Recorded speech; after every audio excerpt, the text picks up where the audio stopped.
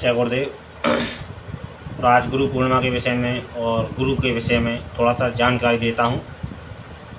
और हमें अपने जीवन में गुरु का सहारा लेना पड़ेगा और गुरु का सहारा लेने के साथ साथ में गुरु आज्ञा का यदि हम उपयोग करें और गुरु को समझें, गुरु के शब्दों को हम समझें, तो हम अपने जीवन में बहुत कुछ प्राप्त कर सकते हैं और बहुत कुछ हम प्राप्त करने के इच्छुक होते हैं। और बहुत कुछ पाना चाहता है हर व्यक्ति, जल्दी से जल्दी पाना चाहता है, हर व्यक्ति पाना चाहता है। और पाने के साथ साथ में हर व्यक्ति का ये प्रयास रहता है और रहेगा कि हम जल्दी से जल्दी कैसे सफल हो अपने जीवन में और गुरु को कैसे प्रसन्न करें, अपने जीवन में शोहरत, दौलत और नाम कैसे हासिल करें। ये सभी का प्रयास रहता है। आमतौर पर जो जीवन में सफल होना चाहता है, ये सभी की कामना रहती है। लेकिन कामना के साथ साथ में कर्म का सिक्का, कर्म का एक लेखा जोखा होता है। कामना के साथ साथ में कर्म का जो अपना एक सिद्धांत होता है और कर्म की अपनी गति होती है। और जो प्रारब्ध है, संचित कर्म है और वर्तमान जो कर्म है, इनकी अपनी गति होती है। इसका निर्णय करता है ऊपर वाला। जैसे लोग कुछ भी नाम दें, शिव कहें, हरि कहें या फिर अन्य कोई कुछ भी कहें आप, तो ये उनका रखवाला, जो उनका हिसाब किताब करने वाला होता है, वो होता है ऊपर वाला। लेकिन फिर भी गुरु क्या है और गुरु के विषय में कितना कहा जाए और गुरु के विषय में कोई कितना कह सकता है। ये एक ऐसे दीपक दिखाने के विषय में है कि जैसे सूर्य को कोई दीपक दिखाए, तो ये एक ऐसी चेष्टा होती है, ऐसी एक भाव होता है व्यक्ति का। सूर्य को कभी कोई दीपक दिखाए, दीपक का प्रकाश दिखाए, तो उसमें कोई फर्क नहीं पड़ता है।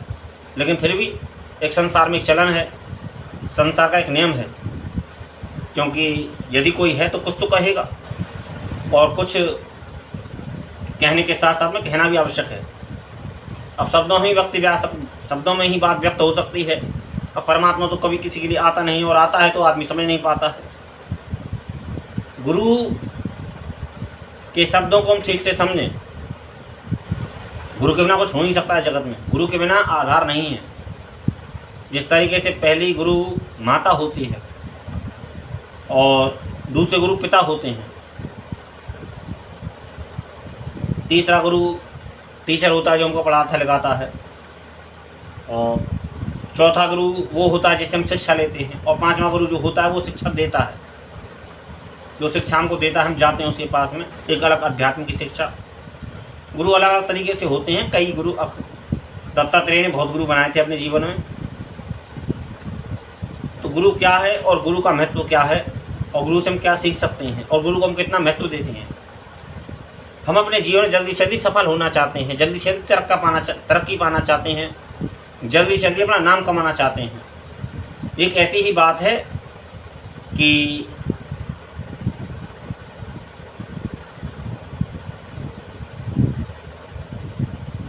अब क्या उदाहरण दूं मैं इस विषय में।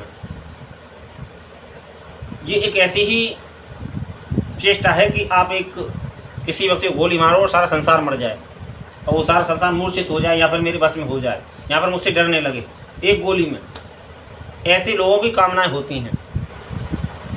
ऐसी लोगों की कामना है कि मैं एक गोली मारूं और 100 मर जाएं और दुनिया में मेरा नाम हो जाए कि एक गोली मारी और 100 मर जाएं। ऐसी लोगों की कामना है।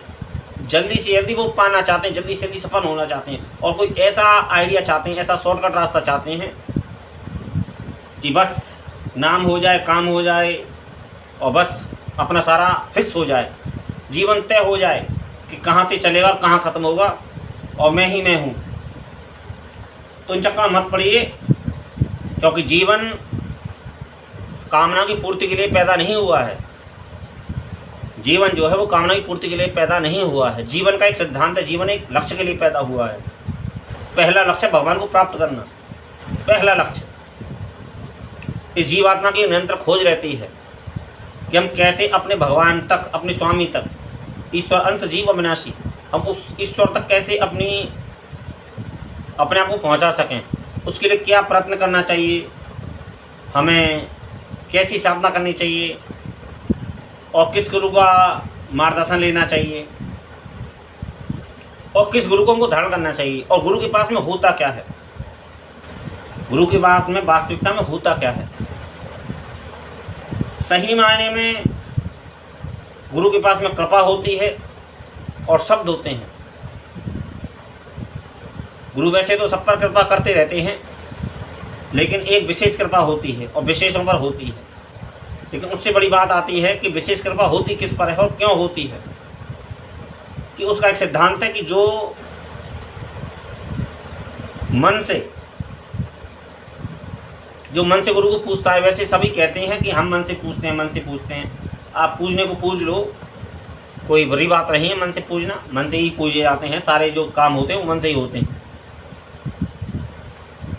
लेकिन हम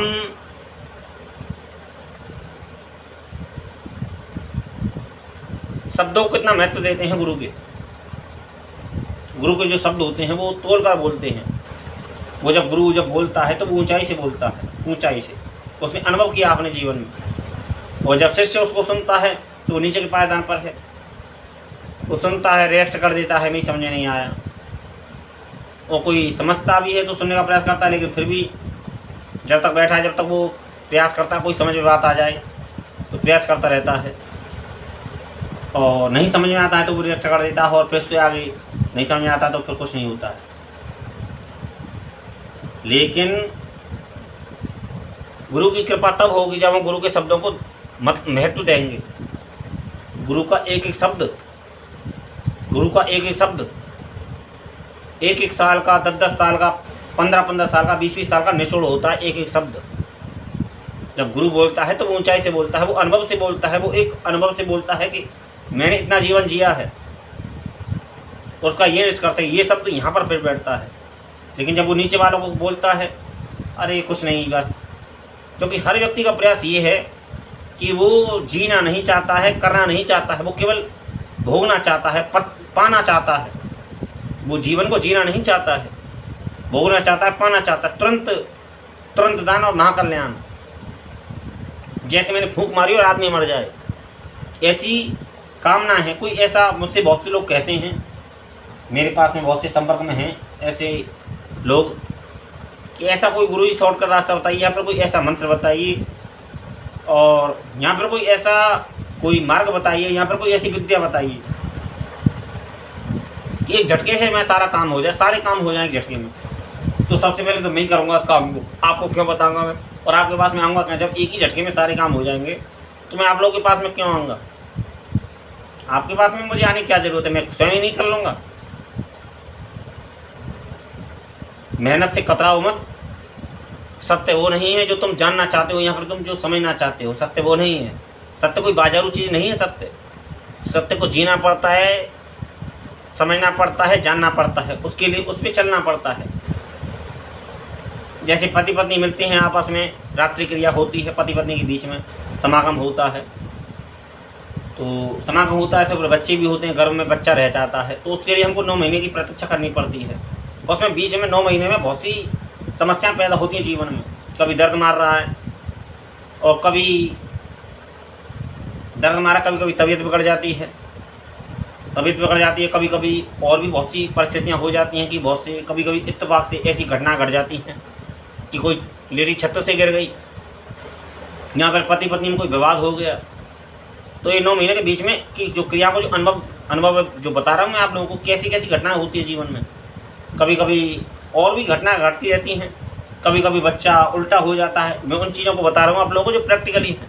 मैं कोई शास्त्रीय बात नहीं बता रहा हूँ, जीवन शास्त्र से संबंधित हैं। और जिस तरीके से जिया जाता है आदमी के हिसाब से, यदि आदमी बना रहे तो चलेगा, लेकिन आदमी कुछ होना चाहे, वो आदमी तो है, और वो आदमी बनने के अलावा कुछ और होना चाहता है तो मात खा रहा है। वो आदमी नहीं बनना चाहता है, वो कुछ और बनना चाहता है तो मात खा रहा है। तो इस बीच में 9 महीने के बीच में बहुत सी क्रिया होती हैं। और जब प्रसव होता है, जब स्त्री का प्रसव की क्रिया होती है, जब प्रसव पीड़ा होती है, तो उसके बाद में बहुत सी आजकल समस्याएं आती हैं कि ऑपरेशन से बच्चा होगा। बहुत से लेडियों को नॉर्मल बच्चा हो जाता है। तो छोटा सा उदाहरण है। आज के लिए इतना ही। जय गुरुदेव।